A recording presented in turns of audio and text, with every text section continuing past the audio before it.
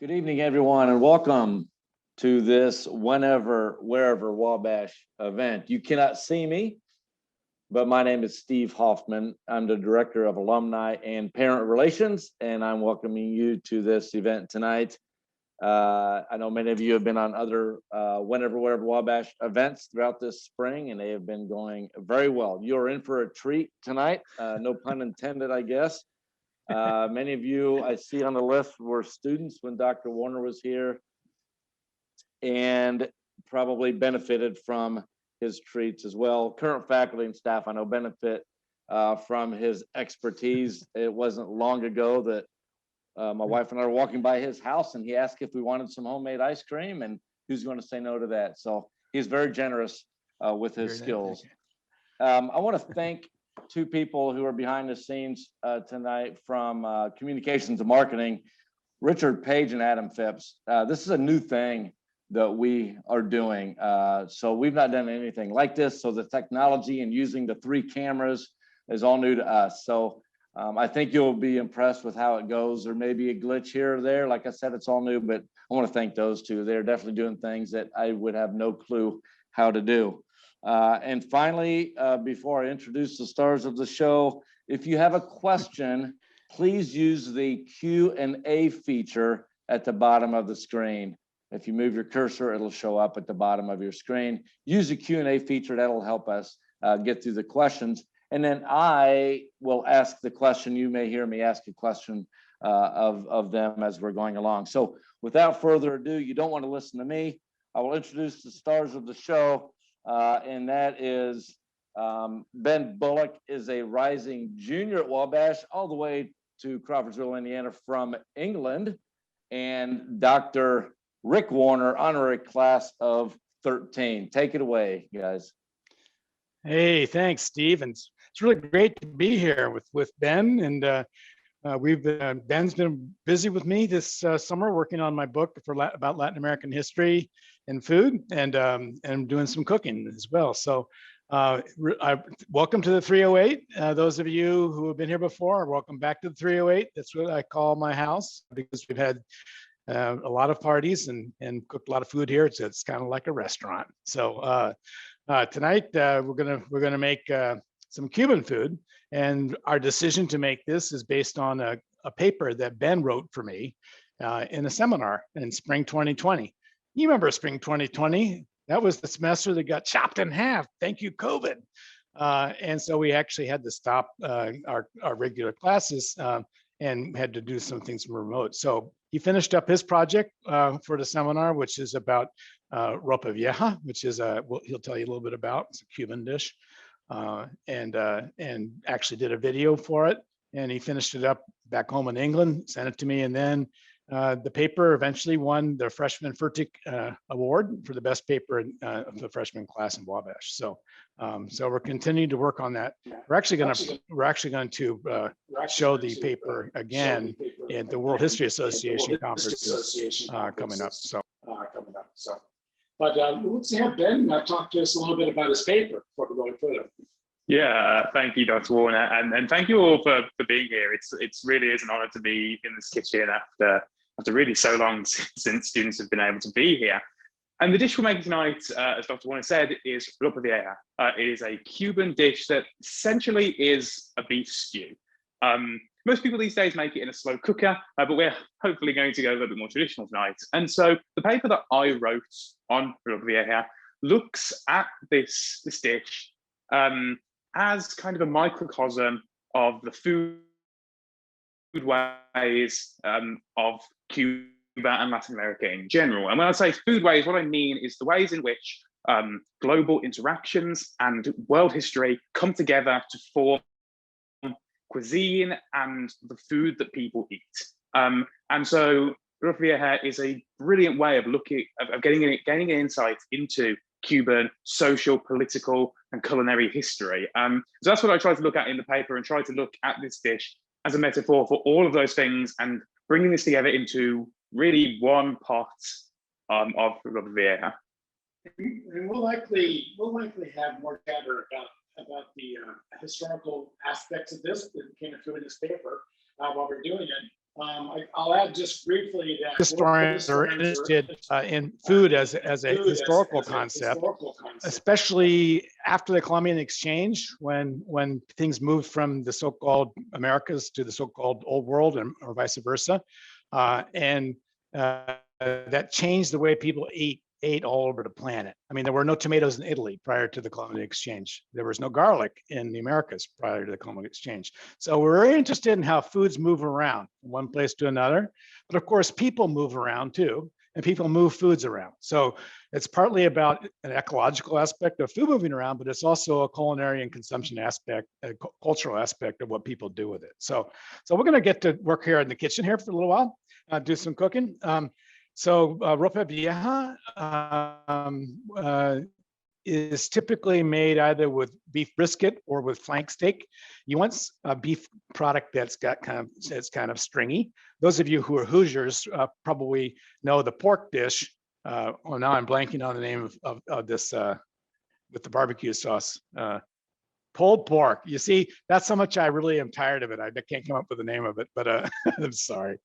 But this is a drier version of that, right? So you want to start with brisket, which is actually good for pulled pork as well. And this hunk of meat came from the local market, Four Seasons. So whenever possible, you should buy local. The animal is treated better, so it tastes better. It's also a way to support local community. So it comes untrimmed to a certain degree. We're going to trim it up a little bit. So you get yourself a nice thin knife for trimming. It's good to do. Brisket has a fair amount of fat and gristle on it, which unless your teeth are stronger than mine, you probably don't want to be eating. So we begin by trying to trim it off a little bit, cut away from yourself at all times, right? There's more on the other side, quite a lot more on the other side. So this is like, we call this silver skin, and it's actually not pleasant to sink your teeth into, unlike fat, which does, it's a better mouthfeel. But so we want to take the silver skin off first before we go any further. So you see, it really doesn't take that long. Like in the supermarkets these days, when you buy meat, they've already done this for you. For the most part, that's the case. I think that people like the convenience of it, but honestly, the meat stays better if you can keep it intact with the silver skin on it, right? So, and of course, an important part of this is beef itself. We think Caribbean food. We generally tend to think meat, and especially beef. But of course, what people forget to realize is that livestock such as beef wasn't particularly all that common in the Caribbean until the Columbian Exchange, right? Right, and so the meat, there was very little meat eaten in general in the Americas prior to the Columbian Exchange. There were some birds. There's the famous turkey of Mexico, for example, llamas, alpacas. But the hoofed animals had to wait for the Europeans to show up. So they came with the cows, pigs, horses, which normally weren't eaten, and sheep also. Big impact, sheep and lamb. So what we do, we got this thing trimmed out, and we're gonna put it in a little bit of extra virgin olive oil. So we call, in the business, we call it EVU, extra virgin olive oil. Let that heat up a little bit. So this is a Dutch oven, very thick pot. Ben mentioned that it could be done in a, as he called it, a slow cooker. But we would call it a crock pot, right? And people, it's probably easier to do that. I like to cook in the oven and the stove, so I like to use this. And I think the product is a little bit, turns out a little bit better with this. But so we're gonna, first thing we'll do is we're gonna sear this off a little bit. Get a little more heat on there. So if you don't have enough heat, put the top on for a little bit. So we're gonna saute that on each side, and then we're gonna pull it out, and then we're gonna start cooking some vegetables in it, right? See if we can get going here. All right. This browned up just a little bit. You want it to brown a wee bit before it goes into the oven. So we'll pull this out. It'll sit for a while. Cook the vegetables in it. and those are reduced, and then we put it in the oven for like 4 hours, right? And then it becomes out. It's very soft and stringy, right? I should say we talked about Cuban food a little bit, and this is a shout out to my colleague Ethan Hollander, who likes to remind me that Cuban food is not like Mexican food. It's not hot and spicy. Okay, they don't do chilies, right? That's unusual. The influences are much more European than they are Mesoamerican. And I think once we start cooking the sauce for it, that should be a little bit clearer, I think, too. A little more of a, it's a big hunk of meat, hunk of loving meat. So brisket by itself, if you don't do anything to it, if you don't marinate it, you don't stew it for a long time, it's going to be tough, right? So I mean, a lot of people are used to just buying, prime rib or filet mignons, but I like, or New York, and that's ready to go. You just put it on a grill and boom, it's good. But with cuts like this, or with flank steak, you need to either marinate or cook for a long period of time in a low heat. Then it gets soft, right? All right, so we've got enough browning on there. Let's get this sucker on here. And then before we go to the vegetables, we're going to start this project over here that Ben's working on. And so on this side of the stove, we're going to make a dessert. That's a flan. Okay, so flan is common in Mexico. This is a different kind of flan, which has got a cumin flavor to it. It's made with pumpkin, right? But flan, as Mexico, also has a syrup over the top, that a caramel that's made to order. So this is there's only one ingredient to this topping: granulated white sugar. Just one ingredient. So we'll just keep this, and he's going to keep stirring that slowly every so often. And then eventually what happens, I mean, this looks like the kind of thing that your mother told you not to do, right? But you'll see it'll change consistency, and eventually it's become a little bit of a syrup. The only thing you can do to mess this up is to walk away from it. Well, the other thing you can do is to cook it too long. We're not going to. We've learned that the hard way already. So meanwhile, I'm going to get a little garlic going in a saute here for the. So I like to have garlic on hand all times in my kitchen. So I routinely will peel it and grind it up. You can buy it like this in the store, but it's fresher this way. So I need two tablespoons of garlic in this, but that's not how Dr. Warren rolls with garlic. So we're going to go with 4 tablespoons, right? Because yeah, garlic is good for you. So we'll get that going for a little bit. Hopefully it won't burn it. That's going all right. And we're going to cut up some vegetables to go with it. So this particular recipe has got onions, peppers, and onions and peppers, green and red pepper, and onion and garlic, and then we're going to put some tomatoes in later. This is my compost pit box, so that's going to go in the compost. Keep my eye on that. And so with these ingredients, we're already starting to see the influence of the Colombian exchange and influence of different ingredients from across the globe. Yes, exactly. So, and I think these ingredients are, well, they certainly the peppers, originated. Well, some originated in the old world, some originated in the new world. But this use of them is very much in style of Italian cooking, right? I'm going to put a few of them in now because so I don't burn my garlic too bad. Get that going. All right.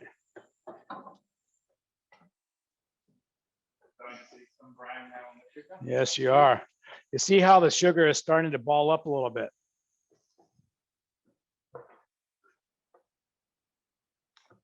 Yeah, and it'll keep doing that for a minute. It takes about 6 or 7 minutes to be able to finish this project.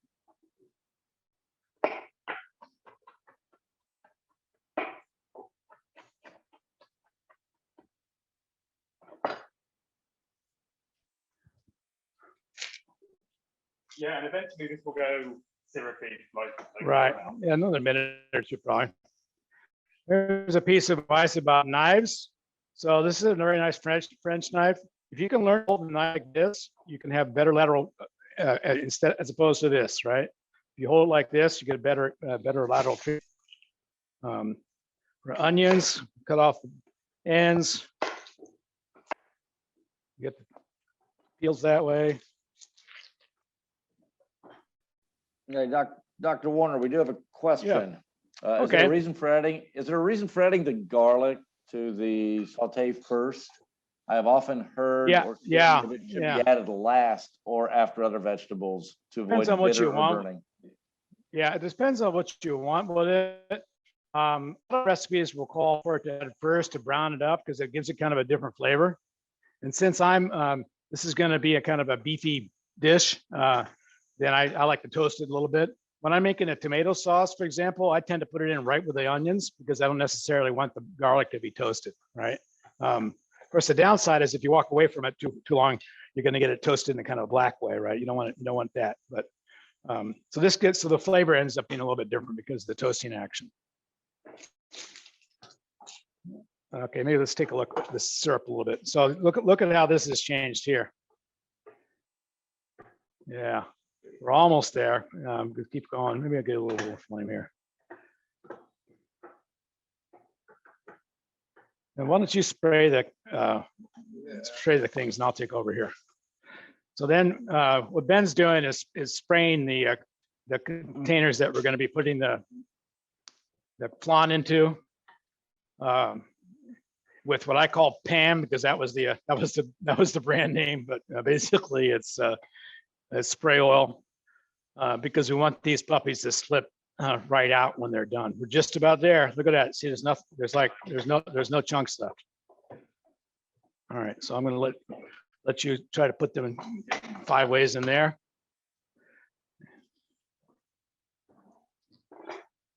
Let's get the last one out. So yeah, just a little bit in each one. No, less. Yeah, gonna go 5 ways.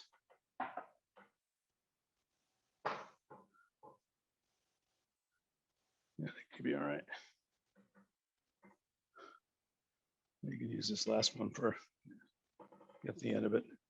Well done.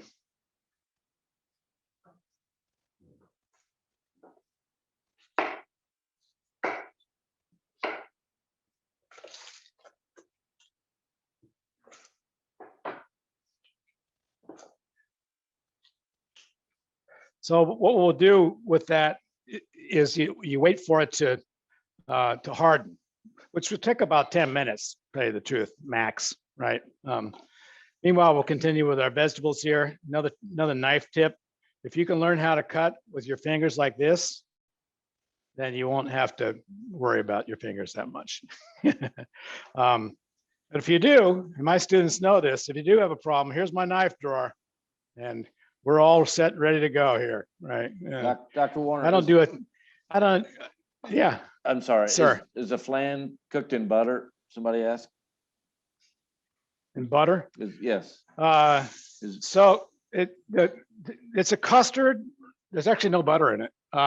It is a custard, and you'll see when we finish it. But so far, all we have is the sugar caramel in there, and then it hardens, and then you put the custard on there, and in the end, it slips out, which you'll see. So by the end, you'll know. So if you can keep your hands like this when you cut, then I think you'll find that that'd be fair. I don't even have to look. I don't have to look. I'm not even looking at Ben right now. I'm not looking at my onions, right? I could joke with it. Ah, that one. Yes, don't repeat your mistake. Yeah, right. Yeah. I once had a vegetable cleaver fall off this counter, and that was not a pretty sight. So, because I tried to catch it. All right. So this saute is about done. Let's cook down a little bit.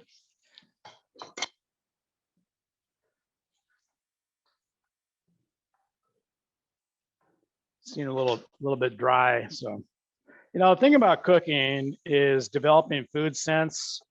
Recipes are just suggestions, but I can tell you that that saute is a little dry, so we're going to give it a little bit of EVU. So let that cook for a little while, and we're going to make the custard for the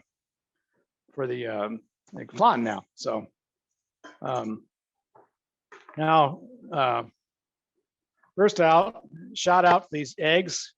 I've been buying these eggs for 20 years. These eggs, you can purchase these eggs at Four Seasons, and it's a really good career move for me to buy these eggs because they are grown by Feller's farm. So this is President Feller and First Lady Wendy Feller grow these eggs. I've been eating his eggs for 20 years. When he was a wee little chemistry professor, he would bring the eggs into Hayes Hall, and there was an honesty jar. You put your $3 in there, and you get yourself a dozen eggs. So there's a real difference between this kinds of homegrown eggs and what you're going to find in the store. Just incredible. You could just crack them open and see the difference, right?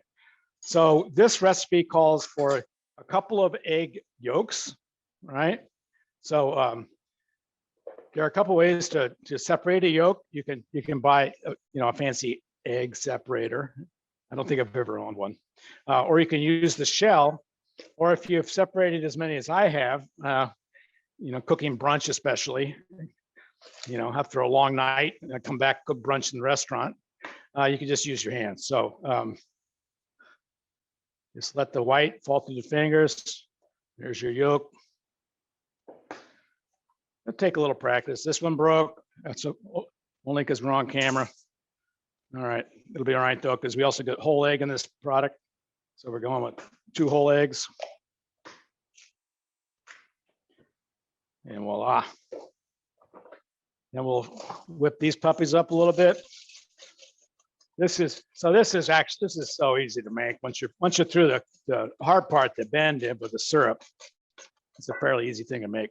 We need to add some sugar. It calls for half a cup of sugar. Make it a little sweeter. Yeah. Sugar in itself, a very important part of human history. Oh yeah. Right. Right. So yeah, Latin American history. So sugar was grown first and foremost in Brazil and in Cuba and the Caribbean. That's where most African people found themselves being shipped to against their will. And sugar became probably the first global capitalist economic item. It became, they went from a period of like about, I would say 20 years, sugar became a product that at first was unmanageable for poor people to buy, to more and more sugar was grown and with slave labor in the New World, and the price went down further and further and further. It's a classic economic story to the point where poor people were able to eat it. And I dare say poor people may eat as much, if not more, sugar than rich people do today. But it's a big part of the politics of Latin America, for sure. And especially on Cuba, it continues to have repercussions to this day. Cuba relies very heavily on rice. Right, we have some rice for later, but Cuba relies very heavily on rice for its meals. Almost every meal in Cuba uses rice, and right. Yet Cuba has never in the 20th century been self-sufficient with rice. No. Why? Yeah. Sugar. Yeah, because it's sugar is the money maker. Way past the colonial period, this is true, right? So this is a pumpkin flan. So after the sugar and the eggs, this is so easy to make, people, honestly. That part's hard with the I'll give you that, but this part's easy. So three-quarters a cup or so of pumpkin. So pumpkin, I've noticed over the years, some people prefer the taste of canned pumpkin because that's what we're used to. And a lot of times I've served people pumpkin pie, maybe with fresh pumpkin, they don't like it, right? It's interesting, right? So I don't know which you all like, but this is actually canned, mostly because I was having a hard time finding fresh. So we'll put our pumpkin in there, put a teaspoon of vanilla in there. Yeah, a little more. We'll take a quick break here on that project, and I'm going to add tomatoes. So there are a lot of ways to make ropa vieja. Okay, some people will use tomato sauce, tomato paste. You know, I put capers in it if you know what capers are. But this one I've been making, I'm just using canned diced tomatoes. And it cooks in nicely with the meat, I think, over time. And then I would put some water, or if you really want to be fancy, put some beef stock in. So we're going to cook it hard, as we say, and let it go down a little bit. Then I'm going to put the meat in it, and then that'll be done. So I'm going to put a lid on that. So back to our custard here. So got the pumpkin, the sugar, and we put in milk. So half cup milk and a quarter cup of evaporated milk is what's in there. That's been heated up, not really hot, it's more hot. And then we got some spices. So here's my spice drawer. You know, I'm a very disorganized person generally, but my spices are very organized. So yeah, so we're looking for cinnamon and ground nutmeg. So here's another kind of interesting spice. Here's coriander and coriander seed, right? And one of the things I found by hanging out with, that's the ground coriander seed, hanging out with Brits like Ben, is that other people in the country, in the world, call cilantro coriander, right? The leafy stuff. And actually, the truth is that the seed from cilantro does become coriander seed. It's just in the U.S. for whatever reason we say cilantro, and in Mexico cilantro, right? It's the same dish basically. So we're going to put a teaspoon of cinnamon in here, and we're going to put a half a teaspoon of nutmeg. Nutmeg is pretty powerful, so that's one spice I don't over add.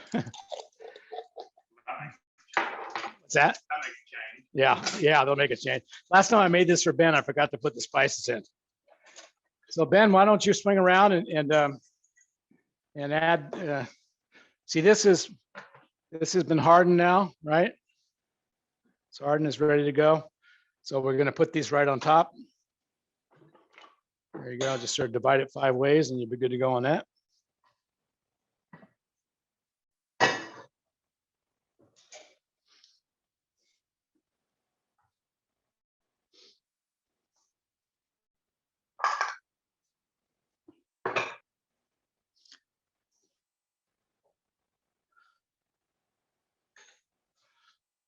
Meanwhile, I'm going to put some spices into the Ropa Vieja mix. So what I like to use here is whole cumin. What is whole cumin? I'll put some cumin in, and little black pepper. You know, I'm kind of an eyeball measurer if you haven't figured it out yet. A little kosher salt. Stir it up.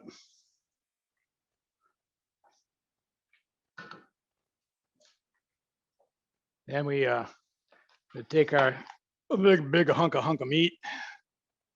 Put that in there. Then we just pop in the oven for 4 hours. I'll probably come through and turn it over at one point. But that's pretty much good to go. So we're gonna put this in the oven. Ooh, heavy. Probably should have thought of this before.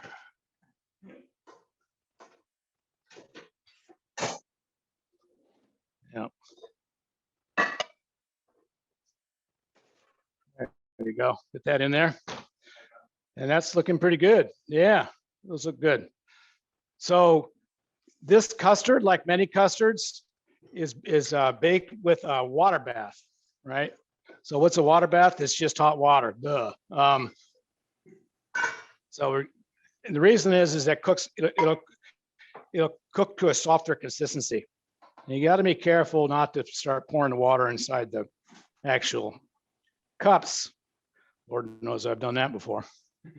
And then that goes into the oven too. Dr. Warner, what temperature? Sir. What temperature was Oh, that I'm sorry. in the oven? 350. To be honest with you, if it was just the beef, I would probably go 300 and let it cook a lot longer. But 350 will work as well. All right, so now's the time when you realize what Dr. Warner forgot. So these are herbs from my garden. It's always got to be something, right, Ben? Yeah, there's oregano, my garden. And this is basil from my garden.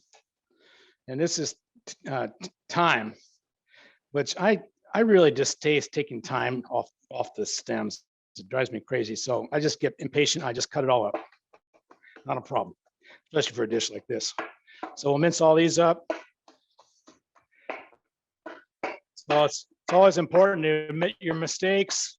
This is supposed to go in the sauce before the meat, but guess what? It's gonna be okay.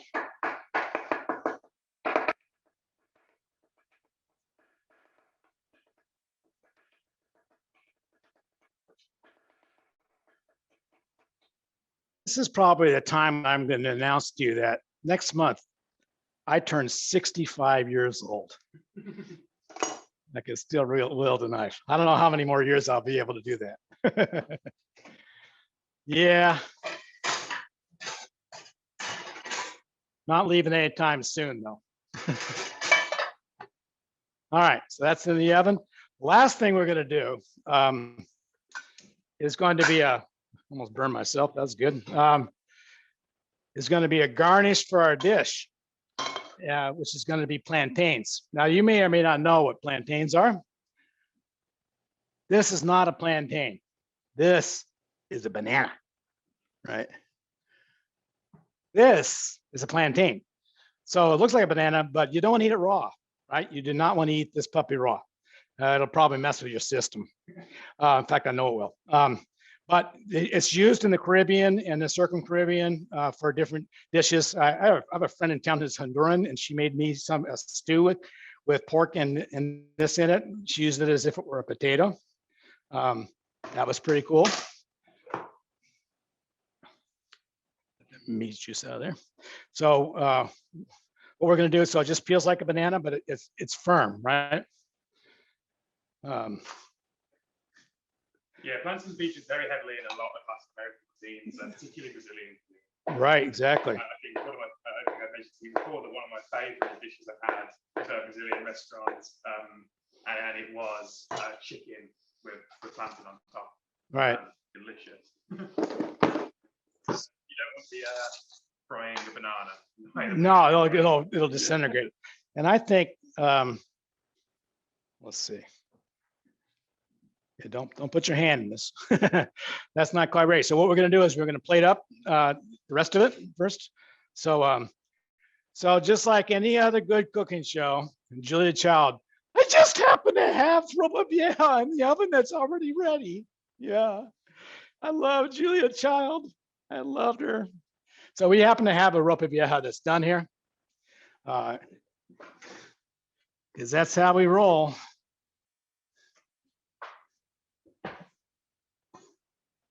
So dark, it's not particularly gorgeous looking, obviously. Oh, but is it tasty? So you take, here's the meat, and you can see the grain, right? And it just pulls off like this. This is what you want. This is what you want. I guarantee you this is better than pulled pork. This is a good time to mention as well, Ropa Vieja's name and what it means. Oh, yes. So of course, Ropa Vieja translates literally to either old rope or old clothes. And the myth in Cuba goes that a long time ago, an old poor Cuban man didn't have any money for food. And so instead, he decided to boil up his old clothes. And when he pulled it out of the pot, what came out was indeed not his boiled up clothes, but instead was Ropa Vieja, hence this stringy, clovey, ropey texture that we want from the brisket. We're going to serve this with with plain rice and with black beans, which black are beans. big in the Caribbean and in Brazil. And as I mentioned, rice is very fundamental to Cuban cuisine, and I think many Cubans will actually tell you that a meal isn't a meal without rice. It is so fundamental. But again, of course, another one of these food ways, right? It's rice, of course, domesticated in Asia. And we'll pull the dessert out now.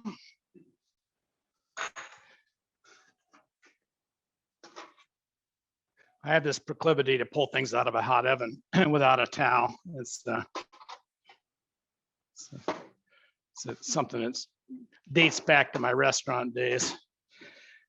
So here they are. They look like they're done. You see, you've got you can see the caramel on the other side. So what you do now, take this, I'm going to serve it in that. Then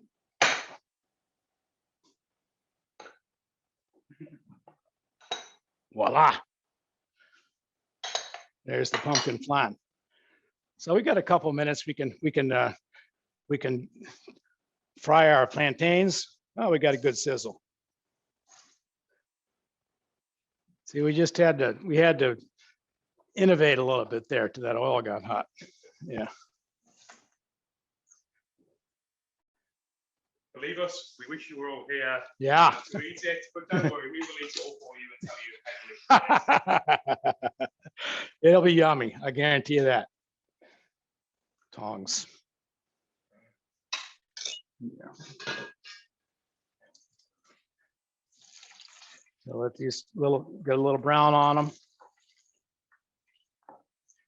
There's a number of, so these are sometimes just served as a sort of snack or dessert with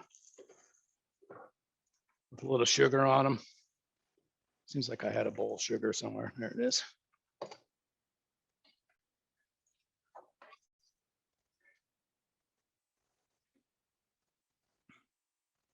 Maybe we'll put why don't you put this up on the breakfast bar and we'll put the meal up there as well. All right, so these have been fried up a little bit.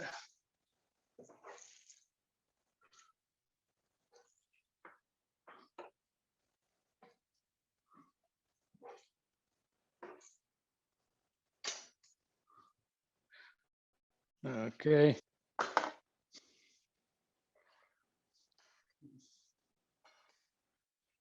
Toss them up a little bit. This is confectioner sugar, powder, also known as powdered sugar. I just think this would be a nice presentation like this. Maybe a couple on the other side. And we'll put it up here with the flancito. There you have it, Cuban Ropa Vieja and flan pumpkin. So it was fun. Warner, Have you yeah, got some questions? Yeah, No, we're done. We're time for questions. Yeah. Okay, so fire away the questions. Let me ask the first one. Did you mention the type of oil and the frying temperature and why that choice of oil? What would be used? What would be used in Latin America? All right, so I used oil in two different things. So the last thing was for the plantains.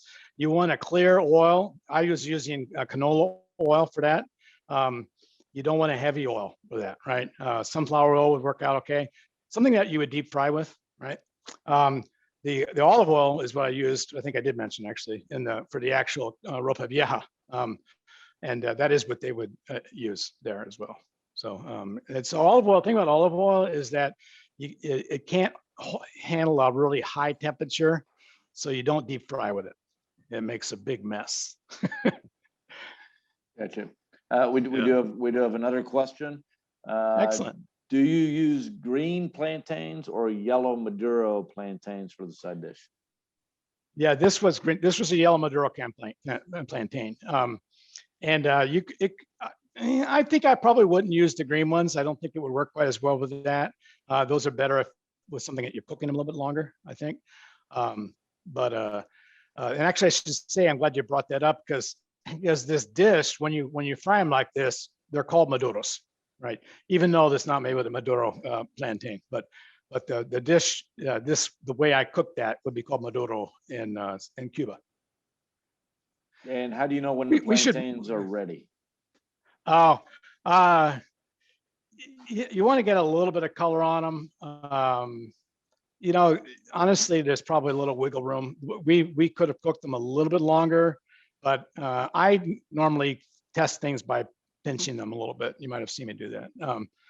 So they were soft enough to eat. Yeah, that'd be my answer to that. But Were you I should going mention to that, say something um, about plantains? I think I interrupted you. We're going to talk more about the type of plantain? Maybe not. No?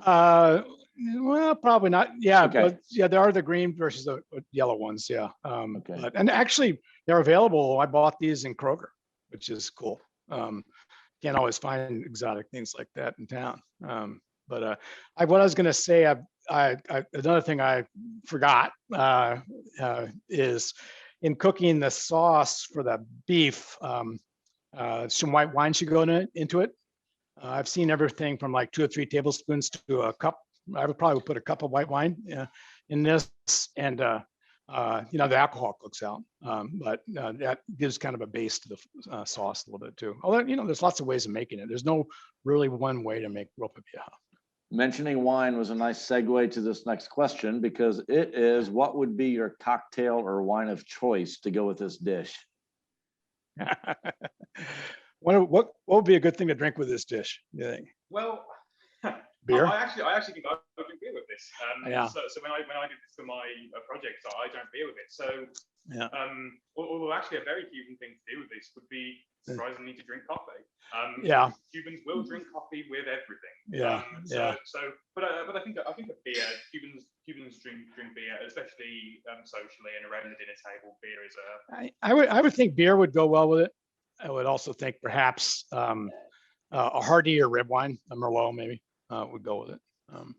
Yeah, something that you would serve with Italian food. Okay, and I believe we heard Ben say that coffee, that they drink a lot of coffee in Cuba. That Yeah, goes they're with obsessed everything. with coffee. Okay. Yeah. Yes. Yeah, coffee. Yeah, he was just saying that coffee goes with everything Yeah. in Cuba. It's a huge deal there. Yeah. And don't be surprised if you go to Cuba and instead of being offered an alcoholic beverage in the Yeah. evening, you get offered coffee. yeah, it's like, Okay. it's true. You might actually just get offered a coffee instead of an alcoholic beverage. Yeah. So with this Cool. dish, is using the confectioner's sugar common, or are there other popular preparations? I mean, there's a lot of things you can do with the plantains. I think if you're going to sweeten them, then confectioner's sugar is definitely the way to go, right? It has a character that it can, it's going to spread better than raw sugar or brown sugar would. But people will use plantains in other ways and cook them into things like the stew I was talking about. So that's the different matter, I would say, altogether. But I would say confectioner's sugar, from what little I know, would be the best match for plantains, though, or for bananas for that matter. If you're going to sweeten a banana.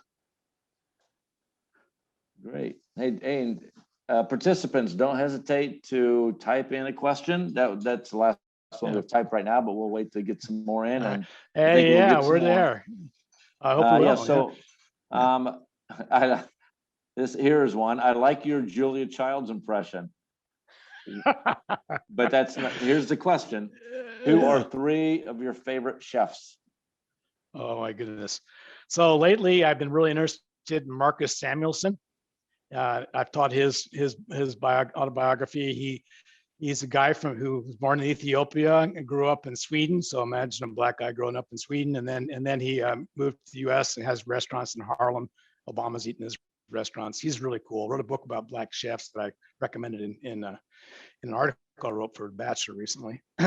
I'm enthralled by Gaston Acurio, who is the top chef of Peru. He's also a very down-to-earth guy, amazing person, and is representative of the most exciting cuisine in the Americas right now, which is Peruvian cuisine. which brings in elements, all of the major elements of Latin America, European, African, and indigenous, but additionally Chinese, because there are a lot of Chinese immigrants to Peru, or over 1 million people have Chinese ancestry in Peru. So Gaston Acurio is a big fave of mine.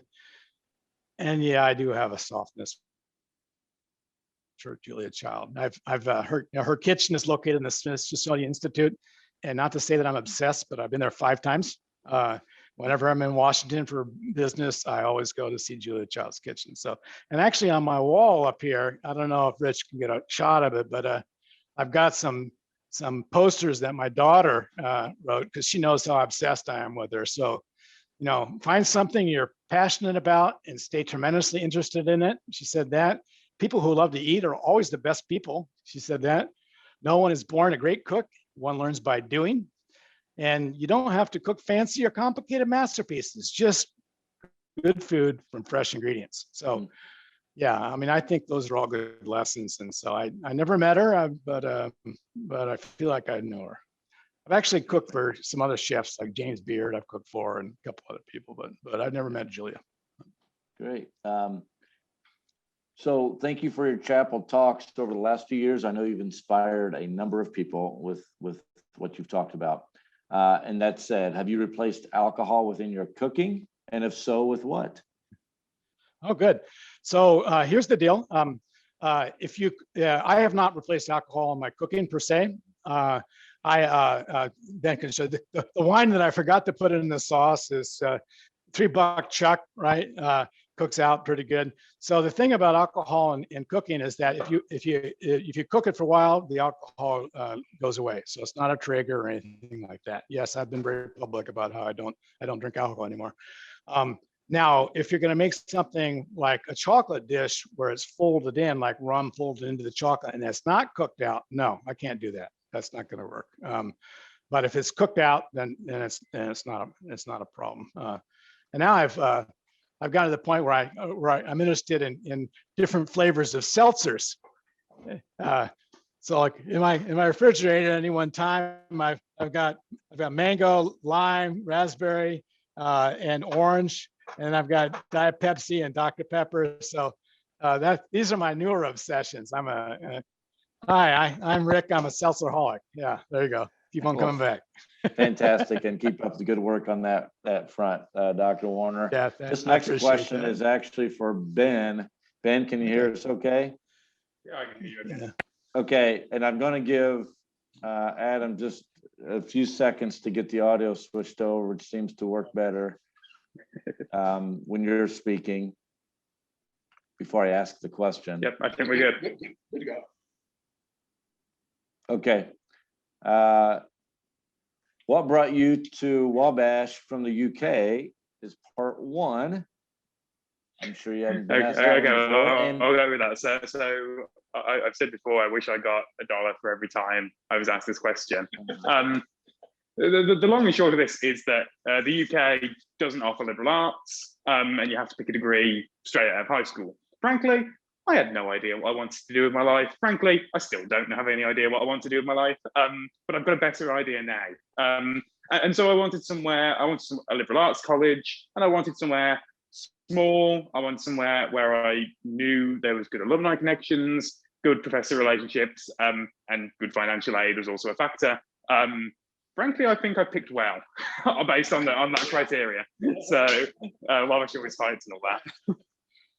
Fantastic, but you're not off the hook yet. We have part 2 to that question is how did you get interested in Cuban history and food?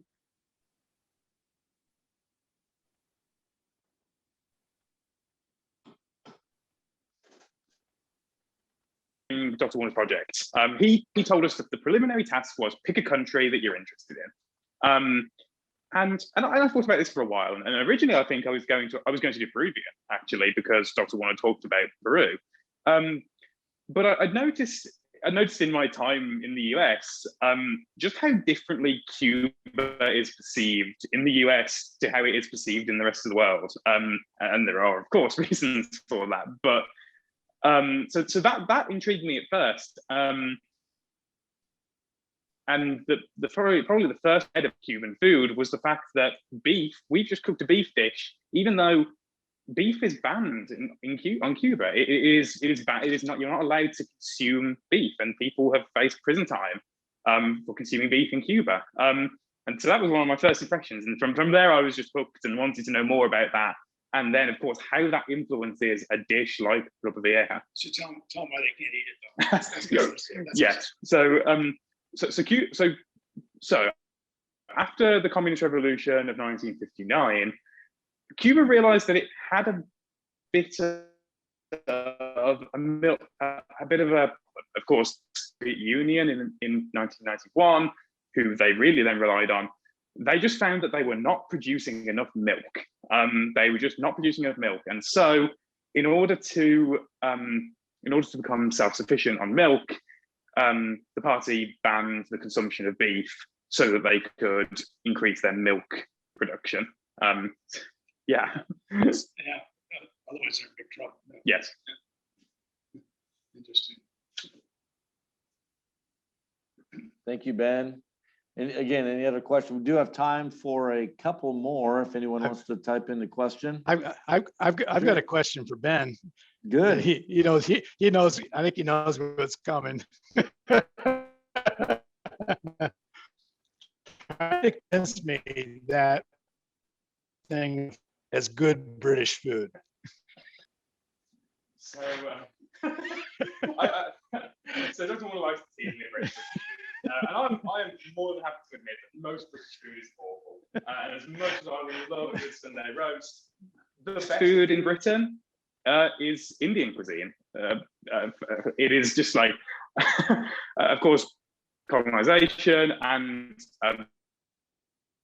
mass wave immigration during the 1950s, 60s brought a lot of them where I'm from, and also Leeds and Bradford up in the north of England.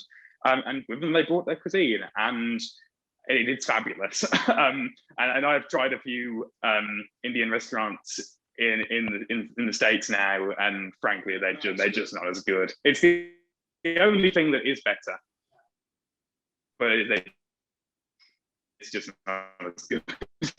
Yeah. Okay. Indian dish. So, but anyway, So it's getting old. The joke's getting old, probably. yeah, so we don't have any other questions coming. So how about some any parting thoughts or words of wisdom for maybe some new cooks out there, people trying to learn how to cook? Yeah. So I think there's a real difference between knowledge and wisdom. And I think this mirrors the liberal arts. What we do here is don't teach facts, but teach you to question why facts are around or what the evidence is and think critically about them. And I think when you learn to cook, I think that's important also.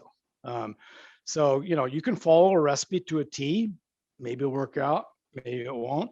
But when you learn how food works, right? How when I took a look at that sauce and I knew that it was going to be too thick for the beef, I added water, right? Or stock, right? That's a simple example. But if you start to understand how foods work together, that's wisdom as opposed to knowledge. And the only way to get that is to keep doing it and reading and watching other people. But I just think that if I'm ever any good at the kitchen, it's because I've developed some kind of wisdom over the years about how food works. I think that's a liberal arts phenomenon.